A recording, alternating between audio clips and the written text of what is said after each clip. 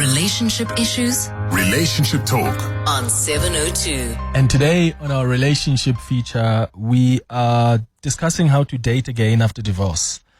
Because a lot of you know that re-entering the dating world after divorce can feel intimidating. It can feel deeply emotional. I mean, most of us never really imagine we'll ever date again once we're married, right? Till death do us apart. So when a marriage ends, we are suddenly forced to navigate this unfamiliar terrain while still carrying the weight of heartbreak and loss. And many newly single people might wonder if they will ever find love again. So eventually you may feel ready to meet someone new and start dating. But how do you know when the time is right? How do you know whether you still have more healing to do before you get into another relationship or you even get married again? So that's what we're discussing on our relationship feature this morning. But I'd like you, as always, to share your experiences with us. Have you just started dating after divorce? Have you found dating after divorce difficult? Has it been easy? What's been your journey? Give us a call on 011-883-0702. WhatsApp's on 072-702-1702. Paula Quinsee is a relationship and life coach who's going to guide us through this conversation. Paula, great to see you. Happy New Year. Hey, Clement. Happy. Good to be back in studio with you. Yeah, good to see you. I mean, there are people who go through divorce and they're so heartbroken that they think, I don't ever want to do this again. But other people want to give it a chance, but just don't know when is it soon enough or when is it the right time to get into the dating scene again. So is there such a thing as dating too soon? And how do we know it's time to start dating again? Well, look, everybody is different when it comes to healing and going through a traumatic event. Divorce is a traumatic event. So there's no golden rule, but there's a kind of a sort of out there, a rule of thumb that for every month that you've been together, take a week for yourself. And for every year that you've been together, take a month for yourself. So if you've been dating somebody for 10 years, you need to take 10 months out for yourself. So you're not dating, this is just you on your own. Yeah, but as I said, everybody's different, right? Yeah. So it's more a case of how do you know when you are ready to get out there again? So I think the first thing is have you done some self-work first? Like, why did your relationship fail? Why did it end? What contributed to that? And what was your role in that? Right? Because it's never just one person. It takes two people to make a relationship work. Yeah. So understanding what contributed to your relationship ending in a divorce, what was your role in that, and have you done that work so that when you get into that next relationship, you're coming in from a very different perspective and you're starting from a very different foundation. Yeah, and you're not bleeding on other people. Yes, right? And that's where the time out comes in, right? Yeah. Taking time out for yourself to go through the emotions that comes with going through a divorce or a breakup, right? Because it's grieving. You're grieving the death of a relationship, the death of these goals and dreams that you had together, the memories that you shared. So you've got to allow yourself time to mourn that. Yeah. So is it necessary for every single person post-divorce to do internal work and healing work? Because there are some people who feel, that marriage was so toxic to me that I wanted to get out of it as soon as I could. And they don't think that they actually need to go through that healing process. Because for them is, I walked away from toxicity, therefore I'm fine. Yes. How important is the need to just appreciating that there's work that needs to be done? I would highly recommend it for every individual to do some kind of reflection and some kind of work on themselves. So this example you mentioned, I walked out of a toxic relationship. Well, what allowed you to stay in one, get into one and stay in one in the first place? So that you don't attract that again when you walk into the next relationship. Yeah. Is it ever healthy to date while a divorce is still being finalized, or should you wait a bit until that process is over? I think the right thing to do is have a clean break, right? Because if you're still carrying this baggage with you and it's still affecting you emotionally and it's detracting from you being able to start something fresh and something new with somebody else. But in today's world, some divorces can drag out for 3, 4, 5, 6 years, you know.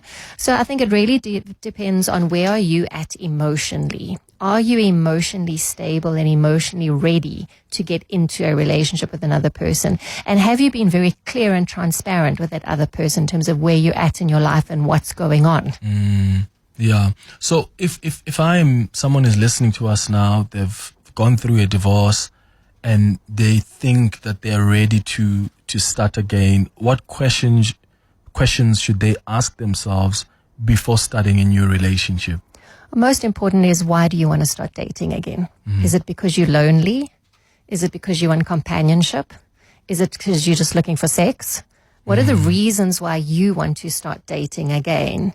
And are you clear on that so that when you meet someone and start dating, you can be clear with them in terms of where you're at? Is this, I'm here for a short-term fling, short-term fun, or am I here because I really want to find someone to be my next partner with? Is it wrong to date again because you are lonely? I wouldn't say it's wrong, but do you want to be with someone just because they're lonely or because they really want to be with you? Yeah. Okay. So ask yourself if, as you said, do I want to have sex with someone? Do I want like a companion, but nothing too serious? Or do I really want someone that I'm going to be fully committed to and they're going to be committed to me? And then that guides you in your approach then in the relationships that you get into. Absolutely. So be clear on your agenda and communicate that with the other person so that you give them a choice as to whether they are okay with short-term fun or are they on a different path and they're looking for something long-term and some commitment and you can't give it to them right now. Yeah. There's so much stigma as well, around, people who are divorced. Like, some of them are really scared to start dating again because, if I meet Paula and I'm like, oh, let's go on a date. And during the date, I'm like, oh yeah, I'm divorced. It's almost like, oh my God, the D word you call your friends, which is ridiculous because, it's like you've just broken up with someone, right? Yeah. And I don't know how we remove that stigma. In your experience, do you find that there's still stigma around the D word? I think there is still stigma, but I think a lot of it is self-imposed as opposed to from a society point of view because we use labels to identify ourselves. Yeah. So the common thing is, so what do you do? And we immediately default to, well, this is my job title, my job role, right? And divorce is a label. And when we go and fill in forms, it goes married, single, divorced, right? There's nothing that says it's complicated on these forms we fill in, right? Yeah. So I think it's more self-imposed. And in society today, a lot of people are okay with, divorce is a normal thing. It happens. Yes, guys. Really, it is. The difference when I break up and I wasn't married is because I didn't sign some legal document. You did sign a legal document and there were, yes, of course, extra responsibilities, etc. But we need to stop treating divorce as if it's leprosy. Oh, this person was divorced. Yeah. There are some women. I've heard a lady friend who's went out on a date and the guy is divorced and the lady friend came back and said, it's not going to work. Why? Because he's divorced. Okay. Is he a great guy? Yeah, he is a great guy. So what is the issue? So I guess people still need to deal with that. 011-883-0702. You can give us a call if you want to send a WhatsApp voice note to share your own experience post-divorce. What did you do? Did you know when was the right time to start dating again? Did you know when was the right time to start, having, mini relationships again? Maybe for you, it was just about, let me find someone I can be intimate with. Or let me find someone I can go to the movies with or go have fun with, but not necessarily somebody we're going to be too fully committed with. Or are you a commitment person who, even after divorce, you wanted to get straight into something that is a lot more serious? You can give us a call on 011-883-0702. Maybe you're still trying to find yourself and you want Paula to you want Paula to help you. You've got some questions for her. Send a WhatsApp on 072-702-1702. Our relationship issues Relationship Talk.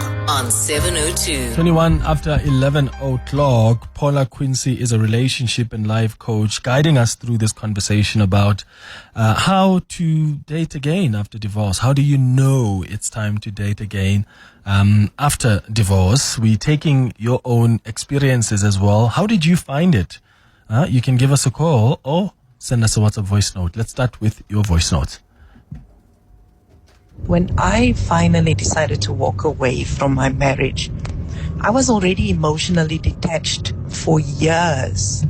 And I felt like I didn't need any more healing because I was so emotionally detached from the person for years.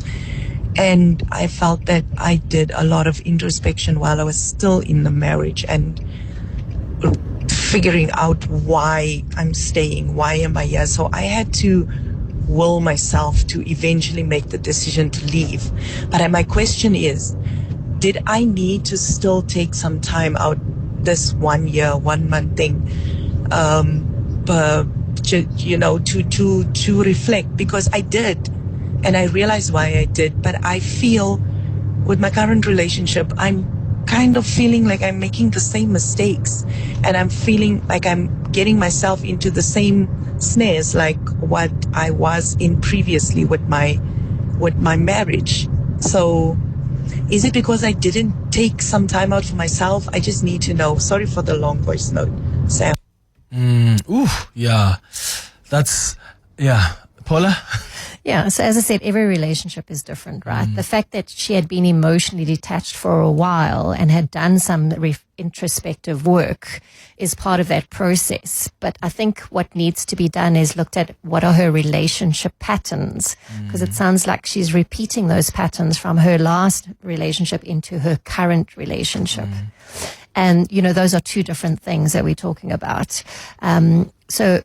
Doing the work when you get divorced or when you break up is dealing with those emotions of anger, resentment, disappointment, frustration, still stalking your ex on social media, sitting home alone, wondering where they are, what are they doing, who are they with, those kinds of things. You need to work through those things first before you step into the next relationship. Your relationship patterns are something very different. It's repetitive things that we do when we are in a relationship. And so this myth that we have around you have to heal first before you get into a relationship is not necessarily true. You actually heal in a relationship. Please repeat that.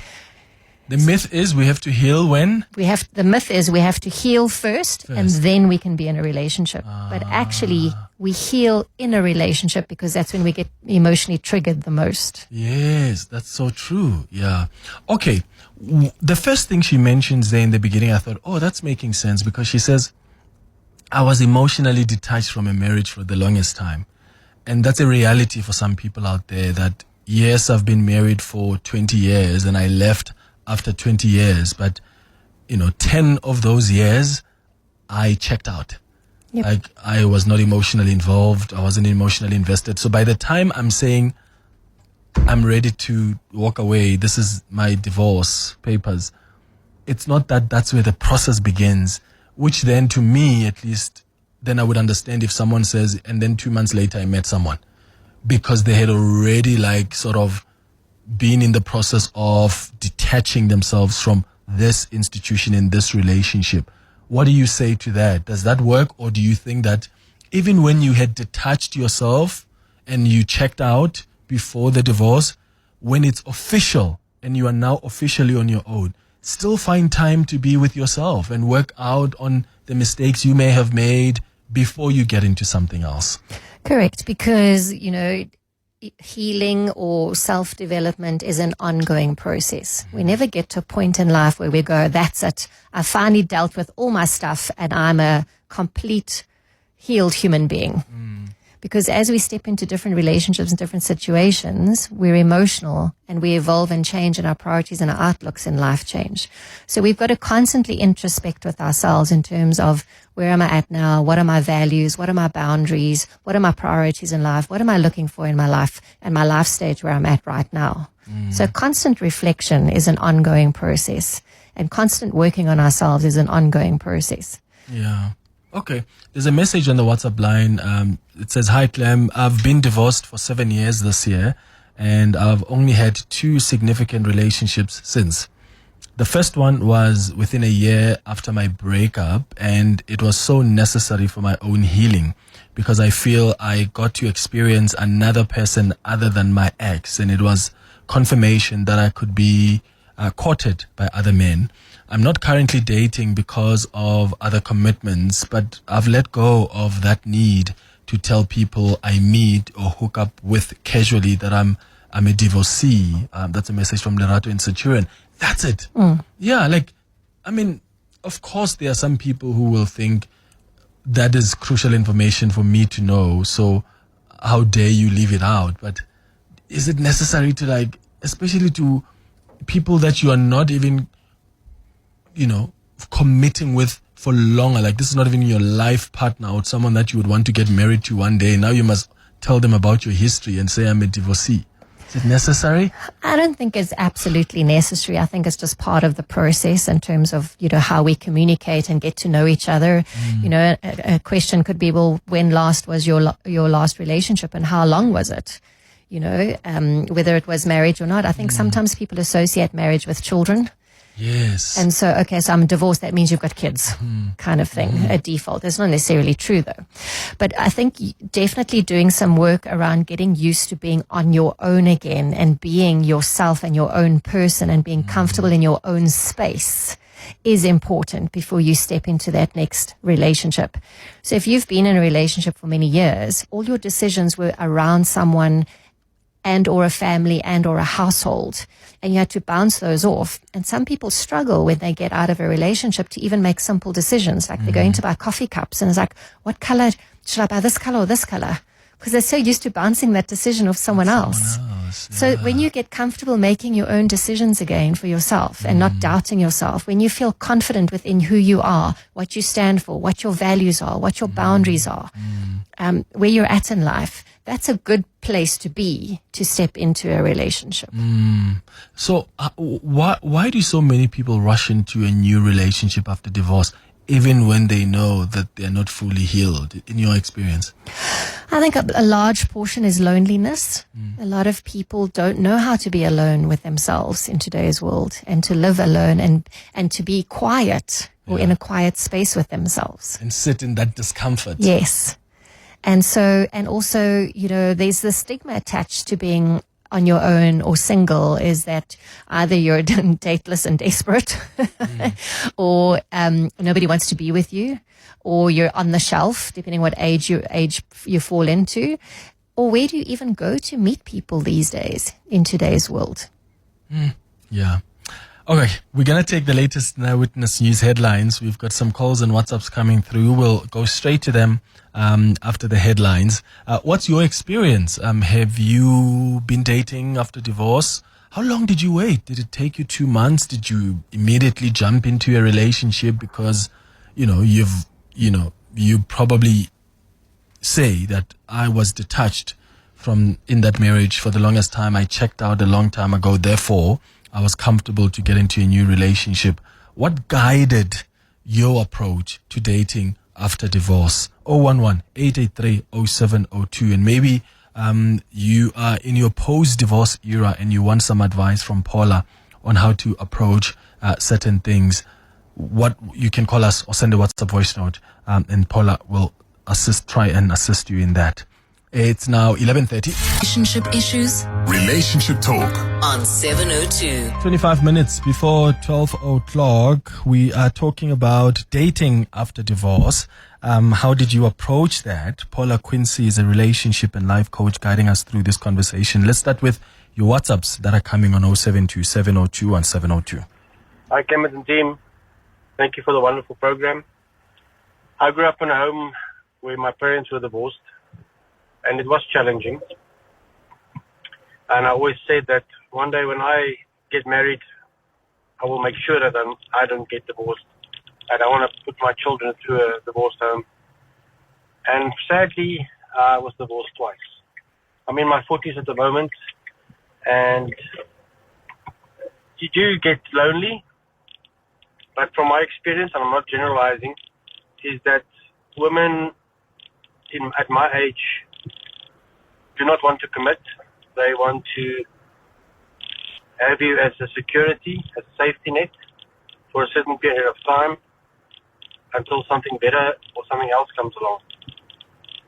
That's just from my experience. So I've made peace to stay single, and I think that is probably the best for me at the moment.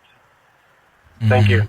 Oh, thank you very much. Paula, I hear this a lot, especially from men who will say, I made a promise to myself. I saw how, my dad was like growing up, or my dad was not present growing up, and that was painful to me. And I've made a commitment to myself that when I get married, I will not have my kids grow up without their mother and their father.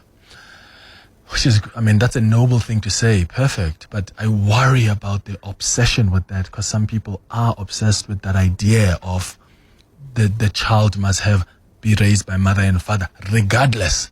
So whether there's toxicity, whether there's abuse, whether there's betrayal, whether there's lack of appreciation, you are just forcing for that marriage to continue, which doesn't help the kids at all. No. That's still a thing, eh? It is still a thing, and it's governed by a number of things. That personal commitment or vow that I'm not going to do what my parents did to me. I'm going to give my children different. There's also religious reasons around. I've made a commitment, to God and my church and all of those kind of things, or because I've grown up in a family where divorce is it's taboo. Like we don't divorce. We stay there and we make our bed and we sleep in it, kind of thing. But you're absolutely correct. What then is that teaching your children around what healthy relationships look like, and healthy dynamics in a relationship if you're just staying for the sake of the kids? And it just does emotional damage to the kids, which they then repeat in their adult relationships. And so I wouldn't recommend it. I think sometimes co-parenting and providing a healthy co-parenting environment for children is better than having children in a toxic, abusive environment. Oh, and kids can sense it. You may think that, but we hide that me and my wife or husband are separated. Kids can feel the energy. They can tell that these ones are being pretentious here. Freeman, you're calling us from Pretoria. Good morning. A very good morning, Clement. It's Ada. And your guest. So, I think I'm looking for advice. My wife left in May of 2021.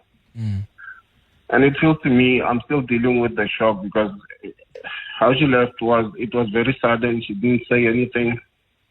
Called on the night, the same night, saying she wasn't coming back. And then the next thing I heard from her lawyers who were serving papers. Nothing had happened, yeah, Freeman, before that? No, something had happened. I had a problem. I had lost my job during COVID, and I could see just how she struggled with the whole thing, and how it sucked the life and the happiness out of her, which I didn't like, and I understood it, because she was still working, and therefore, in inverted commas, it wasn't her fault. I understood it, but I think ever since I got back into work again, I had been holding on to the hope that, I can have her back, have my family back, basically. Yes. But every day it just gets worse. I think the distance widens, and I'm not looking to be with anyone else, and it's been years. So I wonder if Paula has anything to say about that. Freeman, I'm sorry to hear about that, man. Did you guys have kids together? Yes. And then what happened to the kids? They left with her, they stayed with you? Well, when she left them behind, and then came back to get them because she was suing for maintenance, but the court threw that out because I wasn't working at the time. Long story, but but I don't care about all that. The thing is, it's over now, but I'm still struggling. Yeah. And okay, Paula? Sure, Freeman, I'm sorry to hear of it. I think, what you're struggling with is, first of all, you haven't had that closure of the reasons why she left, and it became sudden. You know, one day she was there and you were married and the next day you were not. And so there's unanswered questions for you, even though logically you're making sense of it because it was COVID and you lost your job. But, you know, potentially there's more to it than that. And you don't have those answers. And that's what's, you know, potentially sitting with you in terms of getting that closure to move on. The fact that you also, you're living on hope that your wife is going to come back, especially now that you've got a job. And after all these years, I'm not sure if you've had a chance to sit down and have an open, honest conversation with her and tell her that this is where you're at and this is what you would like, and to find out where she's at. And is there any indication from her side whether there is any form of reconciliation? And if not, then I would recommend that you go and seek a professional help to help you work through this and to gain closure for yourself, that you can move on and still be a father that's there for your children and build a healthy relationship with your children. Yeah. Freeman, have you had a conversation with her before? Have you told her how you feel? No, like I say, there's no communication whatsoever. It's basically through legal systems, but the relationship with kids is great, so that I'm grateful for. Yeah, that's good.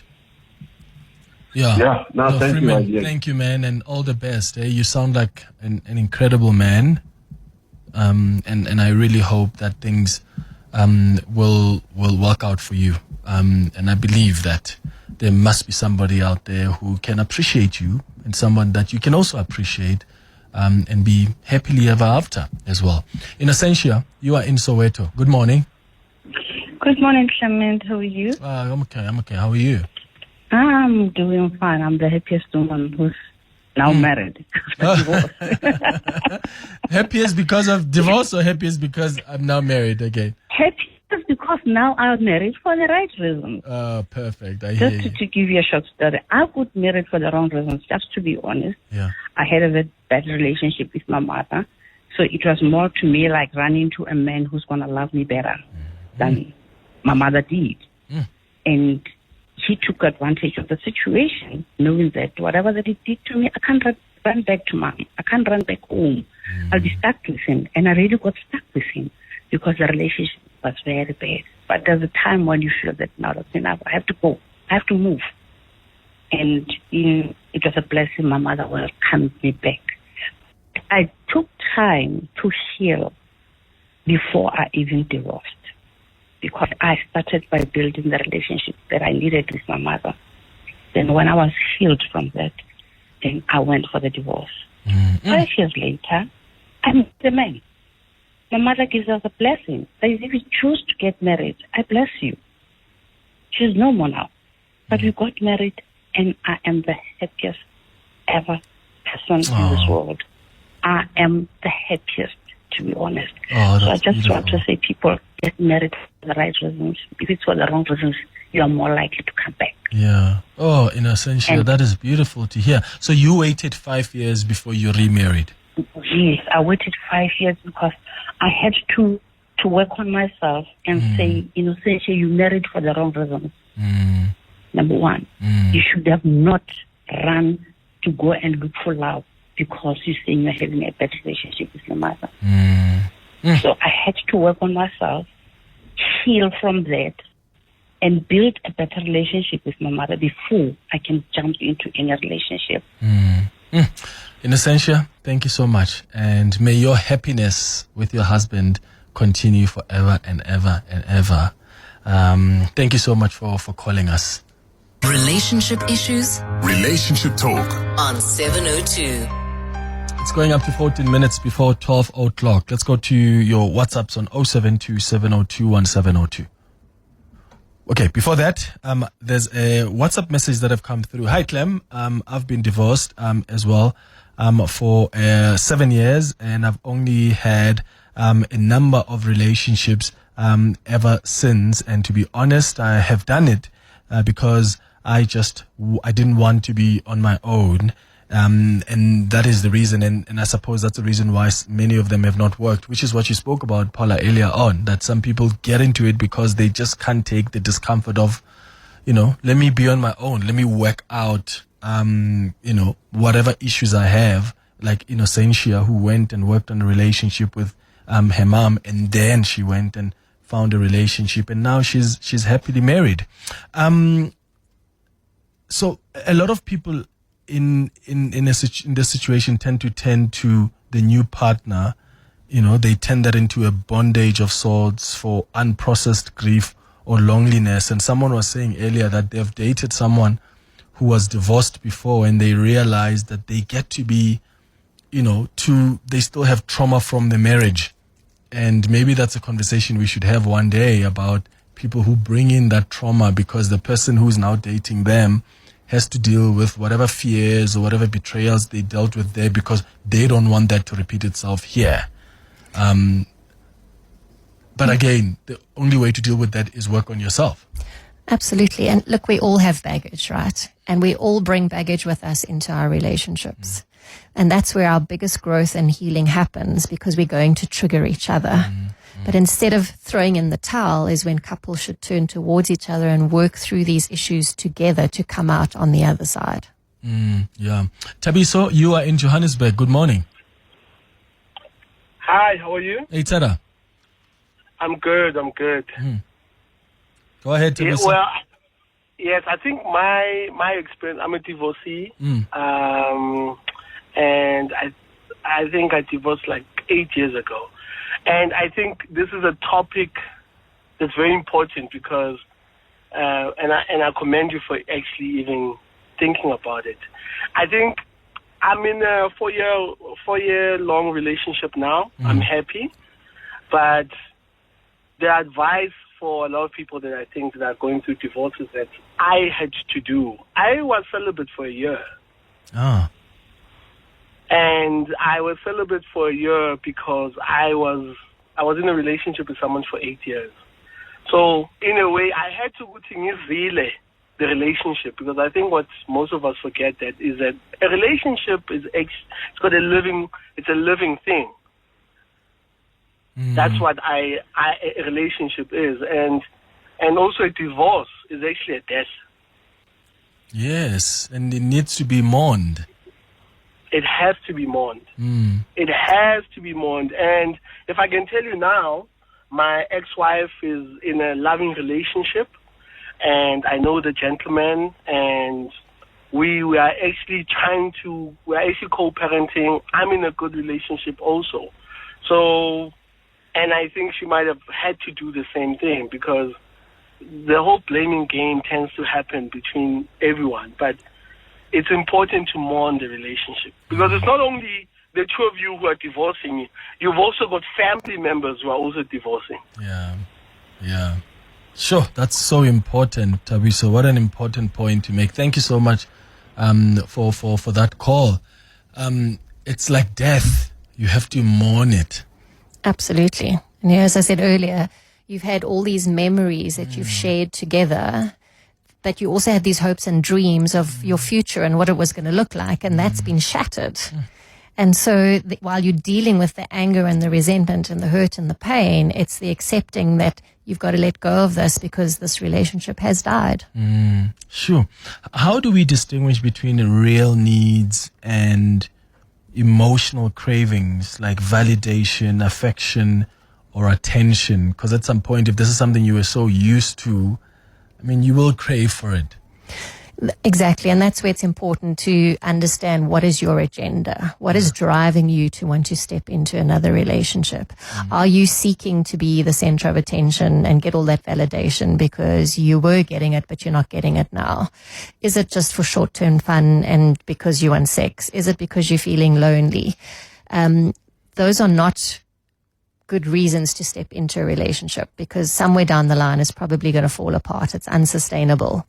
But if you're comfortable in your own skin and who you are, what your boundaries are, what your values are, what your priorities are, what life stage you're at and what's important to you, and you're very clear on that and you communicate it clearly up front, you give the other person a choice as well, whether they want to be a part of that or not. Yeah.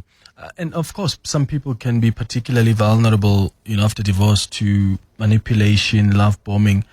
What should newly singles watch out for, people who have gone through a divorce? What should they watch out for What are the red flags that should never be negotiated, even when attraction can be so strong? I think if you're still talking about your ex constantly, if you are still, angry about your divorce or, upset about it, and you can't talk about it in a way that is just a normal part of this happened to me, in a neutral way. Yes, you're going to be emotional about it, of course, because it still hurts. But if you're talking about it in a way that is angry and aggressive, or you're constantly falling apart in tears and emotional, like those are red flags that maybe you're not ready to step into a relationship yet. And doing that self-reflective work, like, so if you ask the question, well, why did your relationship end? What caused your relationship to end up in a divorce? What lessons or insights have you taken from this? So that you can see if the person has done some kind of self-reflective work and they're taking responsibility and accountability for their contribution to the relationship ending. Yeah. On the WhatsApp line, Bon says, Clement, I got divorced in 2016 and I've been single and I just got involved last year, December, and now it's so difficult to adjust because I'm used to my space. Yes. Yes, that happens too. How do you negotiate that? That does happen. And, when you're on your own for long, you do get used to your own space. So you have to almost relearn that all over again to allow someone into your space, to share your space, to make time for that person, to make an effort for that person. And you are potentially going to struggle, but communicate that you're struggling. And transition into it. Don't jump in both feet and then, you're now joined at the hip 24/7. Take your time getting to know each other and seeing whether you're compatible on all levels, not just the tall, dark, handsome and the hobbies and interests. Yes. Okay, so let's throw in the children in the mix, because, and of course some of the calls we've received today, children were involved. But how does dating after divorce change when children are involved? It's not just about you and their mother or their father, it's about you and them now. Yeah, because you're a package deal, right? Yes. And so it's not just you, it's you and your kids. So you've got to make sure that the person that you're going to introduce your kids to, that you're ready for them to take, for your relationship to take that step, but your kids are ready as well. Because kids are also going through their own trauma and their own journey. And they may be struggling with it, and they may be resentful about who's the strange person coming in and taking my dad away from me or my mom away from me. So how do you make sure that your kids are okay and your kids are emotionally stable and that they are ready to have someone come into your life as well? And that's a conversation you need to have with your kids, and maybe even potentially, have the three of you or however many of you, go for family therapy so that you're all in a healthy space for someone to come into that space. How do you balance that? Because kids can be manipulative sometimes. They can. Like if it's not going to be mommy or if you're not going to be daddy, then I don't want another person in. So how do you balance hearing them, but also with asserting yourself and saying, this is what I want and this is what mom or dad wants, and therefore take it. You have to take it. I think it's important to try and understand what's under the resistance for the kids. It's generally fear driven. So try and understand what those fears and those concerns are and try and speak to them about it. And if they're not willing to open up, that's where you may need to take them for therapy and do family therapy together first. Don't force it on them. Try and ease them into it and get them to, come around to the idea. But at the end of the day, you do deserve to move on in your life, and you do deserve to have someone in your life that can love and care about you and vice versa. Okay. Oh my goodness, Clement. So I am a gay man and I was in an almost 7-year relationship. Obviously we did not get married, but we broke up about 2 years ago, and that breakup might as well have been a divorce. It was brutal in terms of the toll that it took emotionally, etc. So 2 years in, I'm not even thinking about another person. I'm not thinking about entertaining a relationship. whether it's casual, whether it's serious and committed, etc. Because I'm just thinking of all the work that goes into a relationship. One, having to learn the person. Two, having to learn the person's family. And because my ex and I were so intertwined. Our lives were intertwined with each other's families as well. So yeah, tough. Sorry for the long voice note. Oh no, it makes so much sense. Eh? It makes a lot of sense. It does. And, you know, a lot of us go into a relationship going, this is what I'm looking for in a partner. But we very seldom stop to ask ourselves and go, what kind of partner am I willing to be? Yeah. Sure. Paula, thank you so much always for making time for us. Paula Quinsee is a relationship and life coach.